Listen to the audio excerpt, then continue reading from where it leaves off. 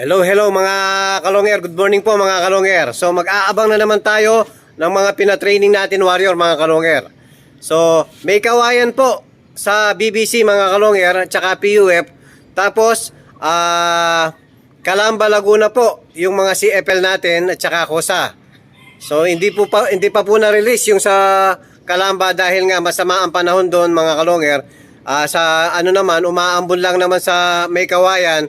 So pinakawalan po ng 7:07 mga kalonger. So time check po 8 AM na. So parating na po yung warrior natin yan mga kalonger. So kasalukuyan umaambon dito. So abang na po tayo mga kalonger.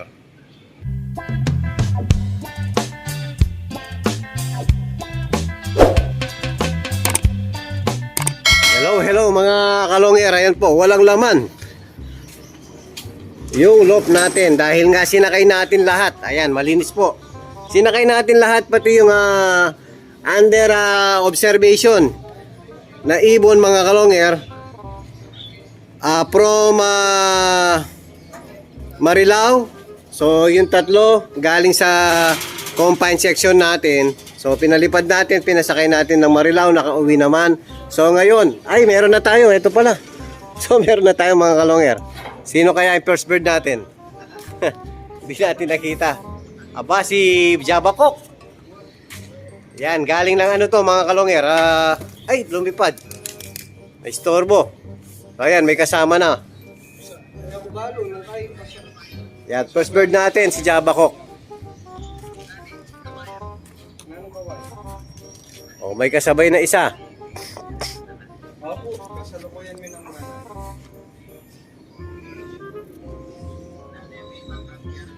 Oh, ayan, ayan, yan. Yung isa si sino kaya to? Oh, ayan, may natangay na yung dalawa dun sa norte, mga kalonger, oh. Sumobra na. Anak ng Javier, yung Velvet. Pangatlo. Sino tong pangatlo? Sino yung pangatlo natin, Kay? Blue bar? baka yung paging Oh, pasok, pasok, pasok. Bawal tambay, bawal tambay.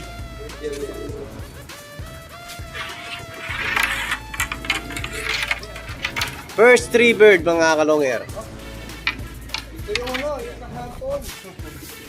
Hablak. Ay, matigas ang ulo, no? Oo, ikot-ikot nila. Ayan po, matigas ang ulo ng blue bar na yan. Yun yung reason bakit medyo na late ko lang kumain kahapon. Order. Bumababa kasi yan, paikot-ikot dito sa may semento, sa may swimming pool, mga kalonger. Ayan, nakatatlo na tayo. So, ilan yan, Kay? 13? 13 lahat, no? O, 13. So, kulang pa tayo 10. So, abang ulit, mga kalonger. Ayan, mga kalonger, meron na naman dami, oh. Sa atin lahat ba yan? Hindi, daming dumaan, no? O, saan? Humiwala yung iba natin, dami, oh. O, sabay-sabay po. May nauna tayong tatlo. Ayan yung kasunod. O, sabay-sabay lang. Nandiyan na si Grisel, oh. Yan yung ino-observe natin isa. So, bali, dalawa ang nasakay rito dun sa naka-combine. Sa Cabiao naman ay sa Calamba, dalawa. Ay, tatlo, mga kalonger. Dumapo doon, no? Mahilig talaga dumapo doon si Grisel. Kapag malapit na yung derby, tatanggalin natin yan, mga kalonger. So, 2, 4, 5, 5. Natangay nung madami, mga kalonger. Buti nakakalas sila, mga kalonger. Si Pencil to, si Rabuntot eh. O, sumobra yung isa.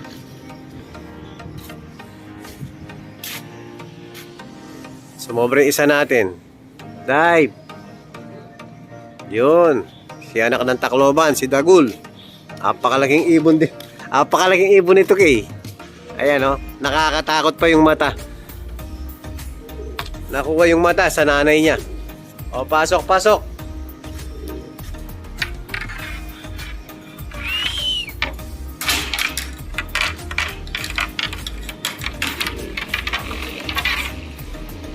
Si Grisel. Papasok na rin yan, mga kalonger. Ayun, naiwan sa taas. So check natin kung sino-sino mga to. O, naghahanap na ng tubig to. Delikado pag naghahanap na agad ng tubig na ganyan mga kalonger eh. Ayan o. So ano na lang, hiyang nila yung ano mga kalonger, molasses. So pansalubong natin, tsaka inumin nila mamaya, molasses na lang. So linalagyan natin ng bawang mga kalonger. Yan, medyo gumanda na yung tae nila. Pero meron pa rin tinamaan mga kalonger. Hindi mawawala yung ano, yung mahihina po, tatamaan talaga. So bibigyan na natin ng chocolate, hindi na juice ngayon. Chocolate. O, inom.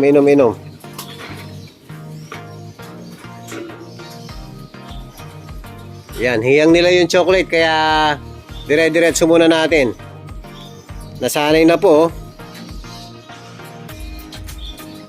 O, abang tayo ulit mga kalonger. Hello mga kalonger. O, so ito po si Dagul. Ayan, nakakompine na si Dagul.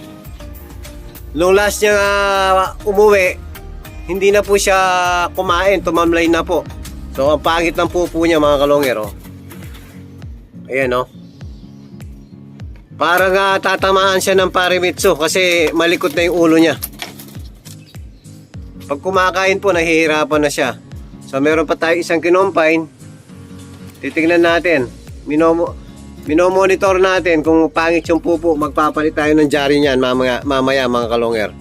Para mamonitor natin. Yung dati rito mga kalonger, yung dati dyan yan. Medyo nag-o-okay na sila kaya linagay ko na muna dun sa pinakadulong kulungan. Titingnan natin kung sa isang linggo gumaling. So isasama na natin, isasali na natin sa mga kasama nila. Pero palagay ko mga kalonger, hindi na sila makakahabol sa training dahil masyado na silang late at payat pa. Kailangan muna nilang makabawi bago natin maisakay sa training. So tingnan natin kung sino yung pinakamabilis mag-recover. Sila po ang makakahabol. So abang ulit mga kalonger. Hello mga kalonger. Kulang pa tayo ng isa sa may kawayan release. 2, 4, 6, 8, 10, 12. So 13 po to. Ang kulang po si Solo Sola. Yung under observation din nakakasama nito. Binigyan ko po ng tanda na may tape na pula. Ayan, para mamonitor natin kung sino yung mahina na galing sa combine mga kalonger. Ito, mabilis na kauwi si Grisel kaya lang tumambay sa taas. So abang pa tayo mga kalonger. Ito na pala. O sakto. Ayan, sakto, parating na. Kararating lang mga kalonger, saktong sakto. O pasok. Ayan, kompleto na po sila mga kalonger. Yan, si Solo Sola. Inom. Yan, at least po, nakumpleto na. So, ang susunod na aabangan natin, yung sa COSA tsaka CFL. So, na-release po, 750. Medyo na-late po ng release mga kalonger. So, ang speed na 12937 na po. So, kaya lang, paalis po tayo. Patutuloy na lang natin yung vlog kay Kiyo Dipogi pagdating niya mga kalonger. So, yun po yung update natin sa May Kawayan release sa mga BBC natin at saka tatlong old bird natin sa PUF. So, maraming salamat po mga kalonger. Hello po mga kalonger yan. Aabang po tayo ngayon ng mga South Warriors ni Sir Ben sa Longhair TV. Bali, yung mga ibon po, na-release sila ng Calamba, Laguna ng 7:50 AM. Yan, ang speed po ng 1-2 nasa 9:37. Yan, abang-abang po tayo mga kalonger. Ito po yung oras ngayon, 9:31 na po. Yan, biglaan po kasing may lakad si Sir Benz kaya tayo na lang muna yung abang dito. Yan. Ilang minuto na lang po, parating na po yung mga South Warriors natin na CFL COSA. Yan, abang-abang po tayo mga kalongyer yan. Malapit na po dumating yung mga South Warriors natin. Yan, konting minuto na lang po. Sana makasabay po yung mga warriors natin sa biyahe. Yan, kaso may umiikot na naman na Falcon. Nasaan? Yun, dumapo po doon sa may tower. Yan, maaga siya ngayon. Ayun siya, nasa pinakatuktok.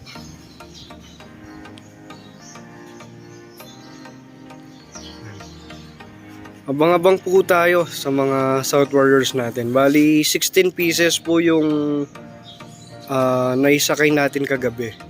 Yan, sana makauwi po sila lahat. Yan, hello po mga kalongger yan, oh. May isang ibon na po tayo galing Calamba, Laguna. Yan, sino to? Yung idol ko. Anak ni Opal. Saan? Laging nauna to, tsaka si Taiwan. Yan. Wala. Sorry. Ayan po. Ayan po yung first bird natin. Oras na ba? Dapo na. Yan, yung ugali po ng mga ibon ni Sir Benz. Yan. Dadapo muna sa may viewing. Yan. First bird natin, anak ni Opal. Oras 9:38. Dumating ang ibon natin, 1-2. Yan, parang may isa pa. Sino kaya to? Nawala. Ito, oh. Yan, paikot-ikot muna yung mga ibon. Parang nabitin pa mga kalongger yan. Galing po sila ng Calamba, Laguna. Yan, 7:50 AM release ng mga ibon. Yan, hintay pa po tayo ng mga ibang kasama niya. Bali 16 pieces po yung mga nasakay. Isa pa lang po yung nakadapo dito sa loft natin. Ayan. Mukha yung idol ni Sir Benz to, yung anak ni Sibat. Ayan. Nakadalawa na po tayo mga kalongyan. Ayan, may padapo pa. Yung pang-apat. Ayan. Pasok na! Ayan, no? Okay. Ayun pa. Nagkasabay-sabay po yung mga ibon natin mga kalongger yan. Kung di ako nagkakamali, baka nasa 5 na po yung dumapo. Yun, 4 na yung nasa loob eh. Yun yung first bird natin. 9:38. Tapos ngayon nagkasunod-sunod.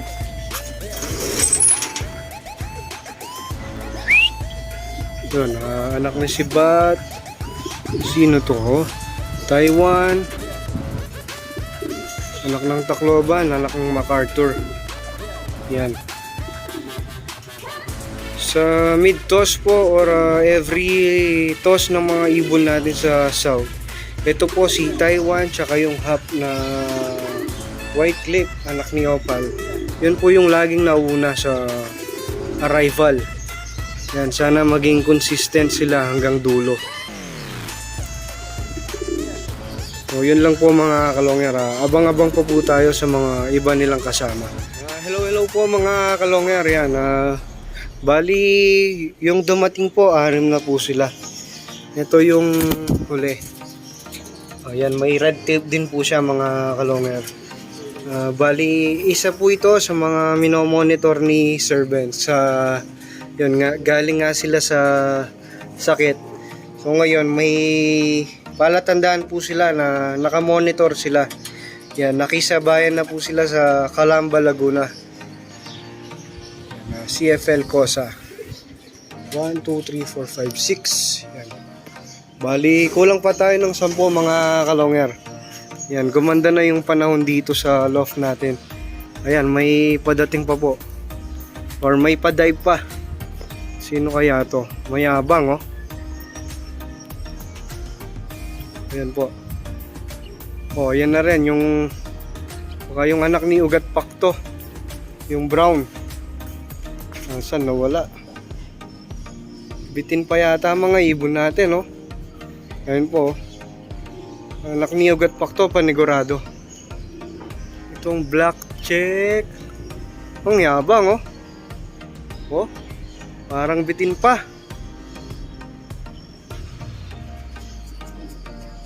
Oh, parang si Masarela to, oh.